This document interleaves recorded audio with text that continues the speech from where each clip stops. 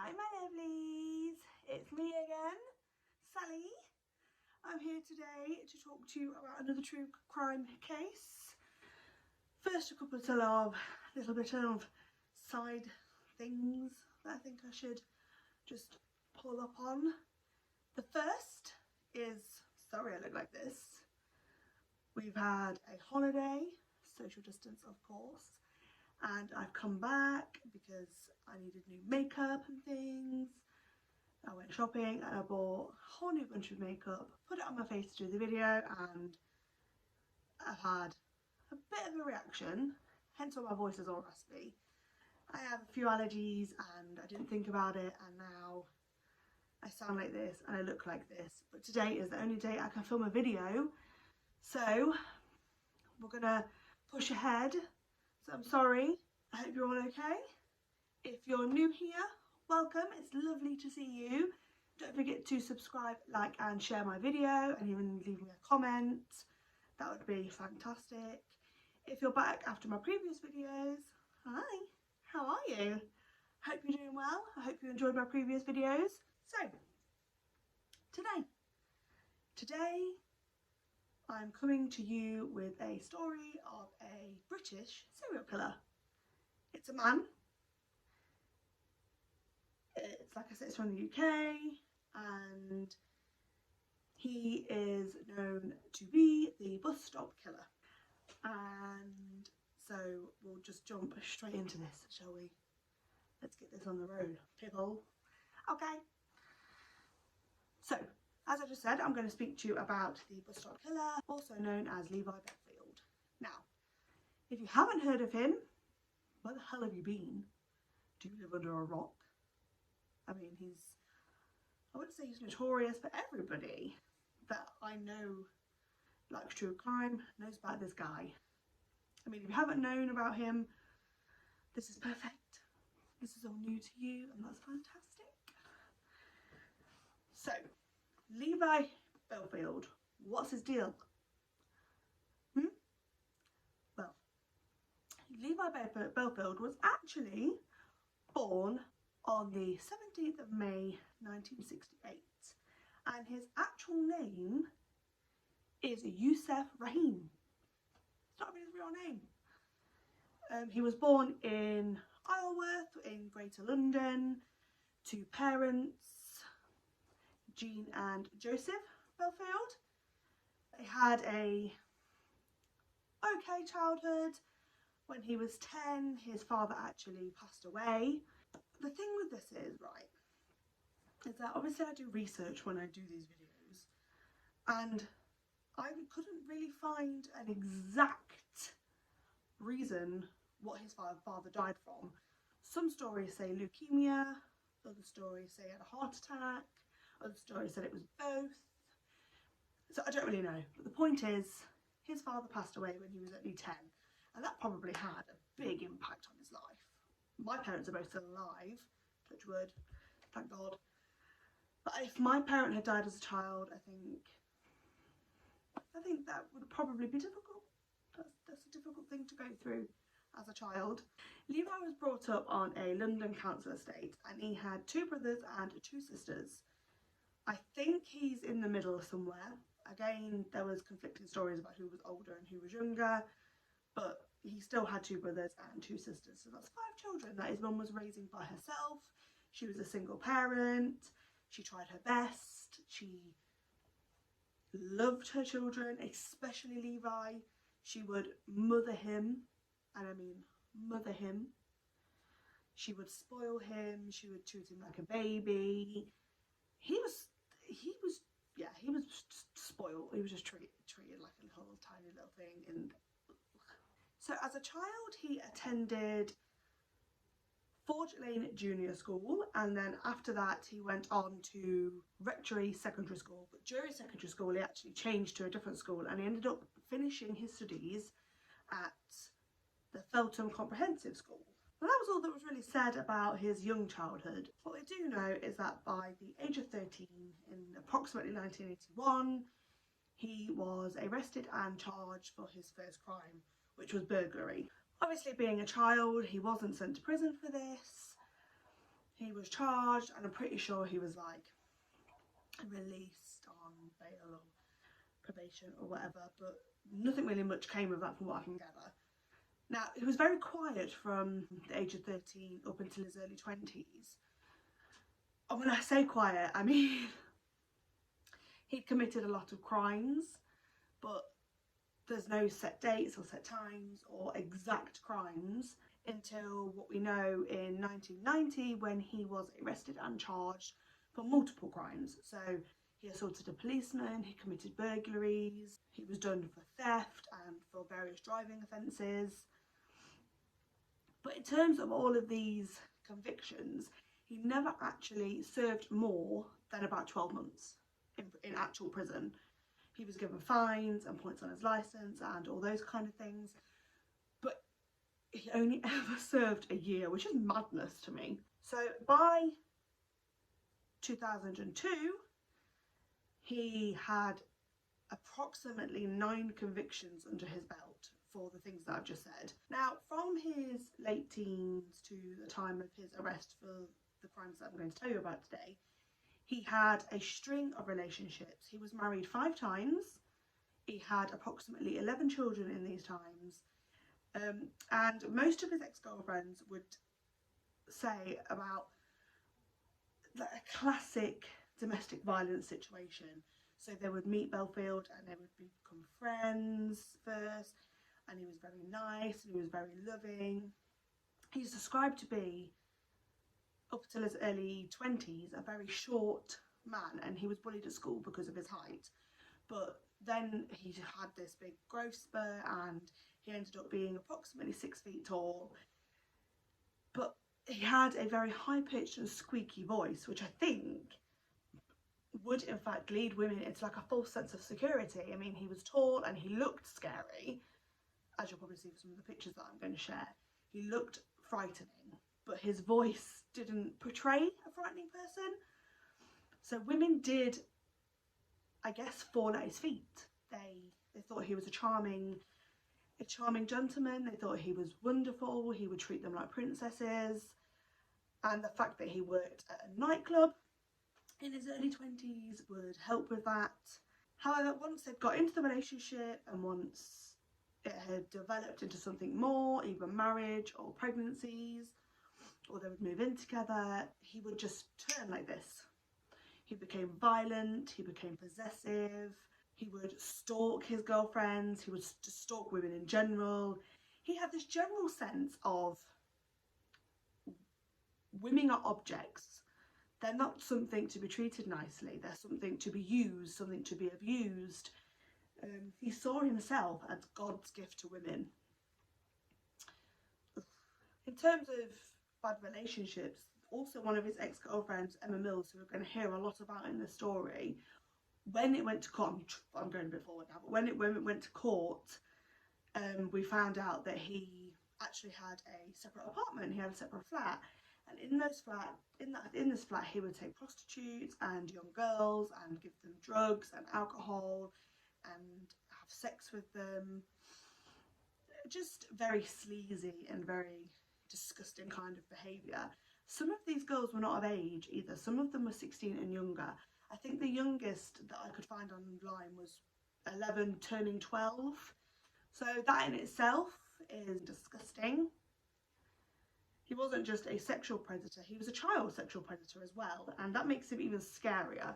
As I mentioned earlier, he had jobs at a nightclub and things, and actually during his life he had a various amount of jobs. He did different things. He worked in nightclubs, he's worked in like kebab shops and things, but at the time that these crimes happened, he actually ran a field camping business. By 2004, Levi had moved away from Isleworth, Greater London, about half an hour down the road, and he'd moved to West Drayton in London. So I'm gonna just kind of jump into his crimes now, because there's a few. From reports that I have seen, his killing spree, I guess, that lasted a few years, actually began in 2002 and actually started with a well publicised case. However, this case would take years to solve, years. In fact, he would be convicted of other crimes and other murders before this case was solved. And I don't know if you've heard about it, but it's the case of Millie Dowler. Now, Millie Dowler was a 13-year-old girl who lived, obviously, with her parents in Walton-on-Thames. Her real name was actually Amanda Jane, but everybody knew her as Millie. I don't know if that's important for people to know, but everybody knows her through this case as Millie Dowler. Millie Dowler was last seen leaving a train station close to her home. She had obviously left school, and a lot of children back in those days would leave their schools and either get the train or get the bus to get home. Millie was seen on CCTV cameras at the train station, leaving her train and walking towards Collingway Street.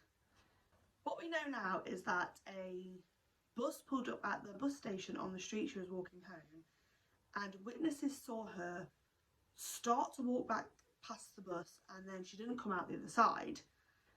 That was the last time she was ever seen alive.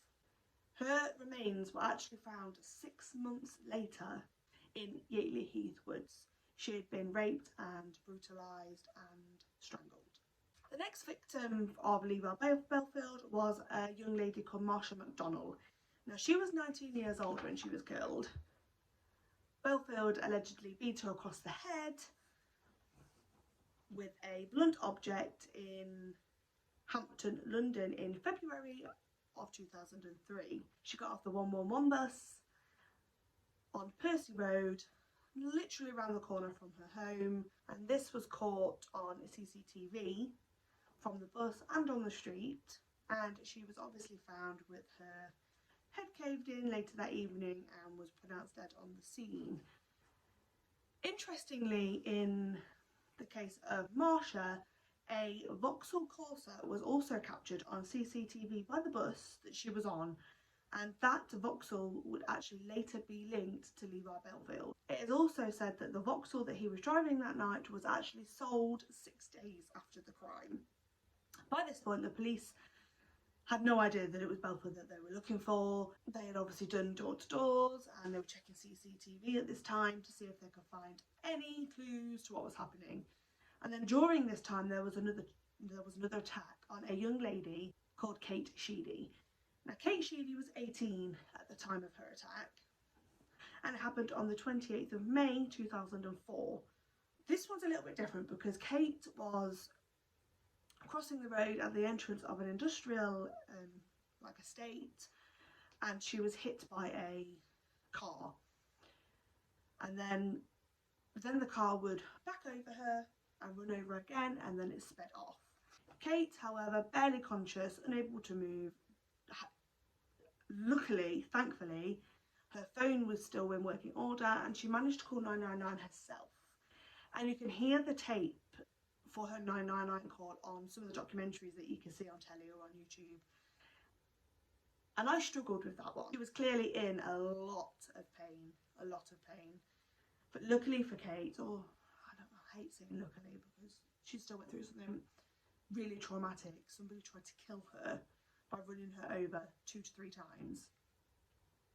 Her back was shattered, her pelvis was shattered, both her legs were broken, I believe her collarbone was broken, her arm was broken. He broke a lot of her bones, let's just say that. But luckily for Kate, she survived. After spending a couple of weeks in hospital, she was allowed to go home, and she was actually able to testify in court, and she's so brave. I absolutely love it, but they shouldn't be victims in the first place. But I love how victims survive, and they can look their attacker in the face and say, he did this to me, and he can, I love it. I think it's brilliant. Well done, Kate, well done. Anyway, now his next crime would actually change absolutely everything.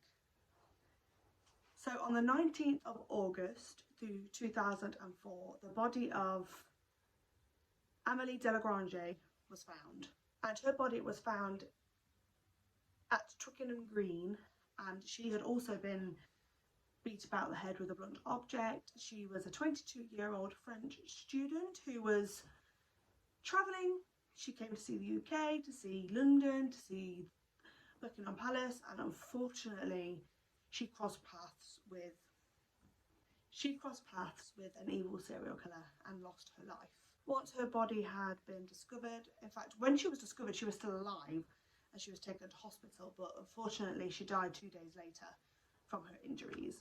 What's good about this is the police actually managed to very quickly link the crimes of Emily and Marsha together. They were both found with their heads smashed in. They were a similar age, they looked similar, so it was very easy for them to link them.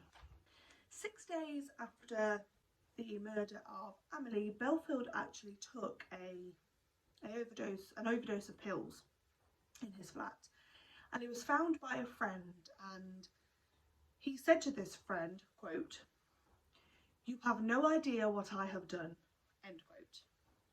I mean, no, nobody knows what you've done, but if I was his friend I'd be very suspicious, wouldn't you? He was obviously admitted to a mental hospital because he was suicidal, but he discharged himself the next day because he didn't want to be in a mental hospital.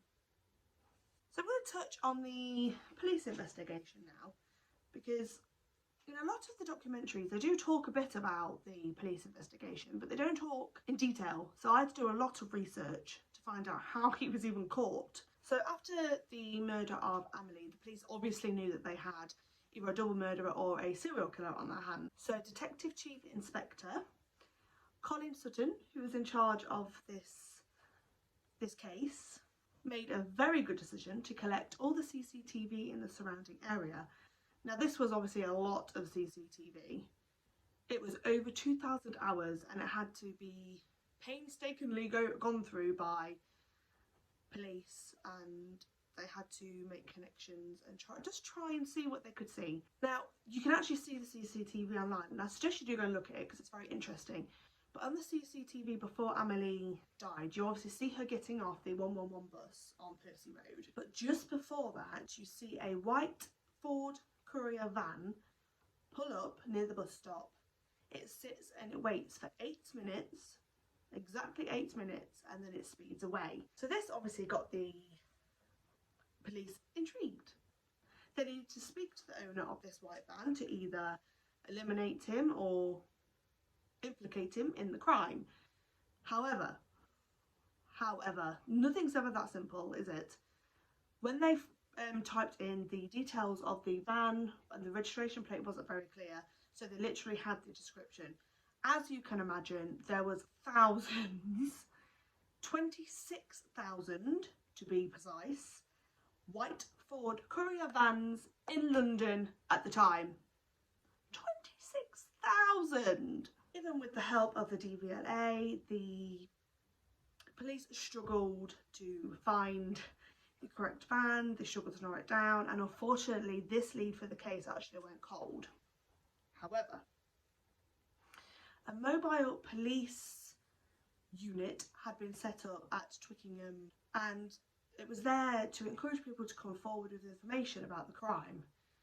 And it was noted that Levi's ex-girlfriend, Emma Mills, who we spoke about earlier, had actually in fact attended the police unit and spoke to a police officer and said that they should be looking at her ex-boyfriend Levi Bellfield.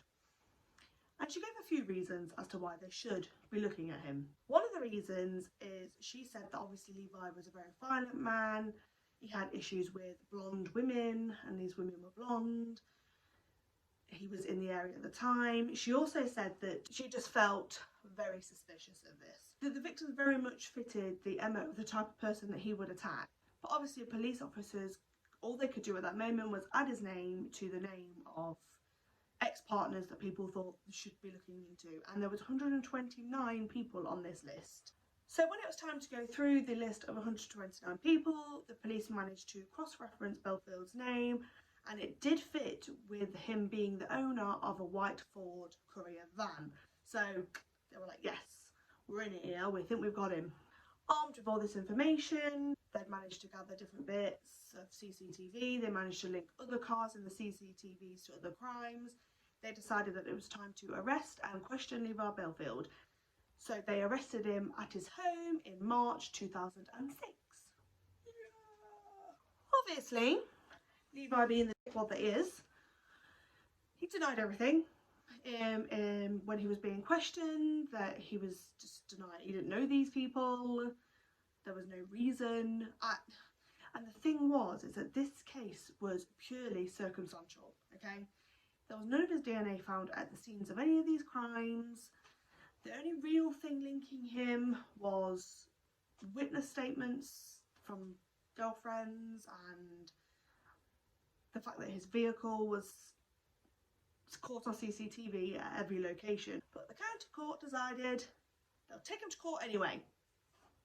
So, on the 25th of February 2008, Levi Bellfield's first trial began. Notice I say first. And this is where he was charged with the murders of Marsha McDonald, Amélie Desgrange, and the attempted murder of Kate Sheedy. After a trial that lasted only a couple of weeks and the jury only being out a few hours, he was in fact found guilty of these crimes, and he was sentenced to life in prison without parole. And interestingly, the judge recommended that this man never be released. When a judge says someone should never be released, that's a scary thought. Clearly this man is a very dangerous and violent man. Something that actually made me laugh, it's not really a side note, but it kind of is a side note, but I shouldn't laugh because it's a murder and I'm very, very sorry for the victims. However, I discovered that at the time of the trial, during the trial, Levi was perfectly happy to go. You know, he liked the spotlight. And then when it came to sentencing, Bellfield refused to leave his cell because, and he claims this, the media was unfair. I'm just going to step back a bit and talk about Millie Dowler. Like I said, this is one of the more known cases that were committed by Bellfield. And Millie Dowler, because Millie Dowler was obviously a 13-year-old girl, she was a child and she was returning home from school and she was never seen again.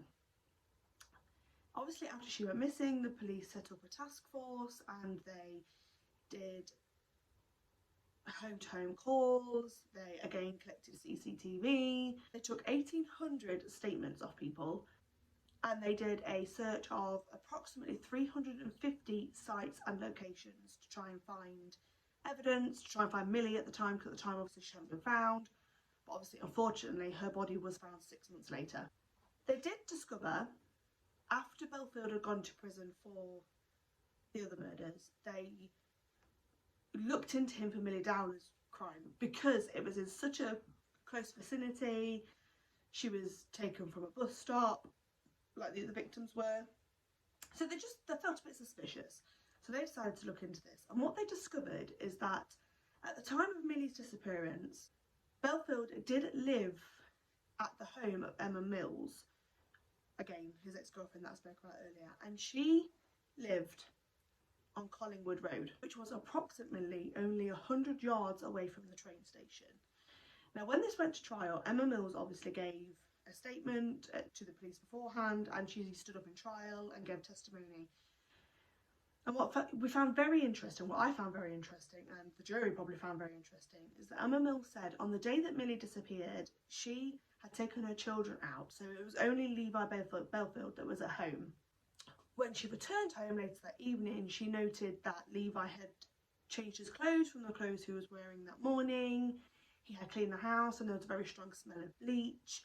The bed sheets has been changed, which was unusual for him because he was such a pig that he would expect his girlfriend to do everything. So she just found that very suspicious at the time, but she didn't link the two, obviously. It's nothing to do with her. Also that evening, Levi told Emma that he thought they should move away because he didn't like the area and he wanted to return to an old place that he'd lived before. She agreed because she was afraid of him, and the very next day, the day after Millie disappeared, they moved. Levi packed his stuff and he left, and he went back to West Drayton where he lived as a teenager. So again, we'll come back to the CCTV because this seems to be what solved these crimes. And on the CCTV of Millie walking past the bus stop, the CCTV actually manages to pick up a car, and this car was a Daewoo Nexia. And when they realised what the car was and they could actually see the number plate, this car was actually registered to Bellfield's girlfriend, Emma Mills. Coincidence? I don't think so. So on July 2005, he was in fact questioned about the crime, and he was unable to provide an alibi for where he was. So, you know, they were pretty confident they'd got him. Very confident they got him, in fact, that they brought charges against him again. But again, initially Bellfield denied everything. He didn't know this girl, he'd never seen her in his life. There was no way he had kidnapped her and murdered her. On the 30th of March 2010, while he was in prison for the murders of his other 3 victims, he went to his second trial. And this was the trial for the kidnap and murder of Millie Dowler and the attempted murder of another 12-year-old girl the day before Millie disappeared. Obviously, after a trial that lasted approximately a week, I believe, he was found guilty of the murder of Millie Dowler and he was sentenced again to another life in prison. So this man isn't getting out. Thank God. Makes you feel safer on the street in London. Also, I found even more interesting that after serving a few years of his crime, he did actually admit to the murder of Millie Dowler. He admitted to what he did, to repent his sins, maybe, I don't know, but he did admit to it. We'll give him that, but too little too late, in my opinion. So he's serving life in prison. Thank God, is all I can say. Like the Lord, he's serving life in prison. I did look into where he is now, and this year, so 2020, it seems that he is currently in solitary confinement for fighting in prison. So I don't think he has learnt his lesson. But the main thing for me is that at least he's off the street. Bye bye Bellfield. He's gone. We don't have to worry about him anymore. So that's good. So yeah, that's the story of Levi Bellfield. Also, I hope you enjoyed the video. I'll be back next week, fingers crossed. I hope you have enjoyed the video. I hope you have a wonderful day. Remember, stay safe. Don't kill anybody.